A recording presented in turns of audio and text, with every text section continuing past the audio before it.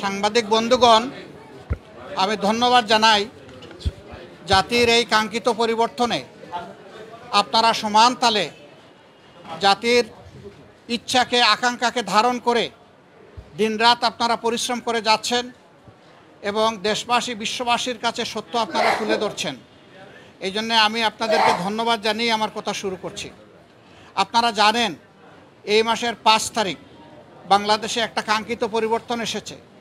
এই পরিবর্তনের সামনের সারিতে থেকে যারা লড়াই করেছে অন্যায় অসত্য এবং জুলুমের বিরুদ্ধে অধিকারের পক্ষে, তাদের কয়েকজন গুরুত্বপূর্ণ সমন্বয়ক আছে যারা সমন্বয় করে গোটা কর্মসূচি বাস্তবায়ন করেছে। তাদেরই একজন হচ্ছে হাসনাত আবদুল্লাহ। সে কুমিল্লার একজন ছেলে, ঢাকা বিশ্ববিদ্যালয়ে লেখাপড়া করে। আপনারা তার সম্পর্কে জানেন। গতকালকে একটা বাহিনীর কিছু লোকেরা তারা প্রতিবাদ করতে এসে সমস্ত আইন কানুন ভঙ্গ করে গায়ের জোরে তারা সেক্রেটারিয়েটে বা সচিবালয়ে ঢুকে পড়েছিল। তাদের উদ্দেশ্য খারাপ ছিল। সেখানে ঢুকে গালিগালাজ, উচ্ছৃঙ্খল অবস্থা সৃষ্টি করা, এরে ধরো ওরে মারো, এই ধরনের অবস্থা তারা সৃষ্টি করেছিল। যারা ত্যাগ এবং তিতিক্ষা, যারা নিজের জীবন দিয়ে বুকের রক্ত দিয়ে সামনের সারিতে থেকে লড়াই করেছে, তারা যখন শুনেছে দেশকে অস্থির করার জন্য এই ধরনের একটা পদক্ষেপ নেওয়া হয়েছে, তারা এসেছিল ছুটে তাদেরকে শান্ত করার জন্য, বোঝানোর জন্য। এই যারা দরদ নিয়ে তাদের পাশে এসেছিল, এই লোকগুলো, এই বাহিনীর লোকগুলো তাদের গায়ে হাত তুলেছে, তাদেরকে মারধর করেছে। আপনারা এটা দেখেছেন এবং আপনারা এটা জেনেছেন। আপনাদের মাধ্যমেই আমাদের জানার সুযোগ হয়েছে, মিডিয়া আপনারা তুলে ধরেছেন।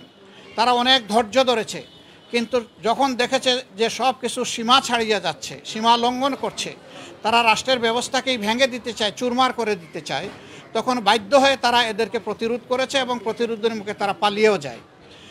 ওই সময়টাই তারা হাসনাত আবদুল্লাহ সহ আরও অনেকের উপরে হামলা করে। এখানে চিকিৎসাধীন কমপক্ষে 3 জন আছেন যারা গুরুতর আহত হয়েছেন। আমরা দেখতে এসেছিলাম। 2 জনকে অস্ত্রোপচারের জন্য ওটিতে নেওয়া হবে, এই জন্যে ডিস্টার্ব হবে জেনে আমরা ওইদিকে যাইনি। আমরা শুধু হাসনাত আবদুল্লাহকেই দেখে এসেছি। আলহামদুলিল্লাহ, যতটুকু দেখেছি সে আশঙ্কামুক্ত, বাকিটা আল্লাহ ভালো জানেন। আমরা দোয়া করি আল্লাহ যেন তাকে সুস্থতার পূর্ণ নিয়ামত দান করেন। আর এই রকম একটা কাঙ্ক্ষিত গণবিপ্লবকে বিফল করে দেওয়ার জন্যে যে কোনো দিক থেকেই যে আসুক, গোটা জাতিকে এর ব্যাপারে সোচ্চার সজাগ থাকতে হবে এবং কেউ অপতৎপরতা চালালে সেটাকে বন্ধ করে থামিয়ে দিতে হবে। আপনারা কয়দিন হলো ভাই? এখনও তো 1 মাস হয় নাই, সামান্য কয়টা দিন গিয়েছে। দুনিয়ার জমানো সমস্ত দাবি দেওয়া নিয়ে সবাই এখন রাস্তায় নেমে গেলে যারা এখন সরকারে বসেছেন তারা দেশটা গুছাবেন কিভাবে? এতদিন আপনাদের দাবি দেওয়া কোথায় ছিল? সেই দাবি দেওয়াগুলো এতদিন করলেন না কেন?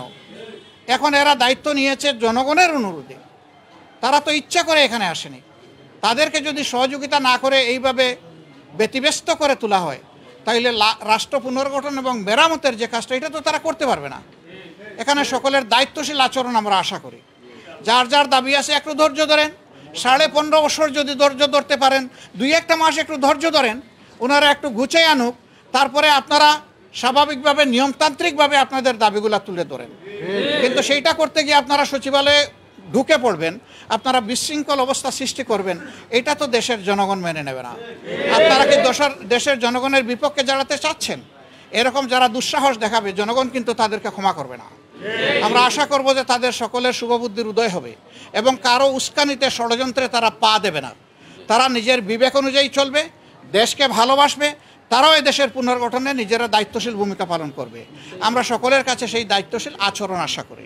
আপনাদের সকলকে ধন্যবাদ। আমাদের এই সাংবাদিক বন্ধু প্রশ্ন করেছেন, গতকাল প্রধান উপদেষ্টা জাতির উদ্দেশ্যেই প্রথম ভাষণ দিলেন।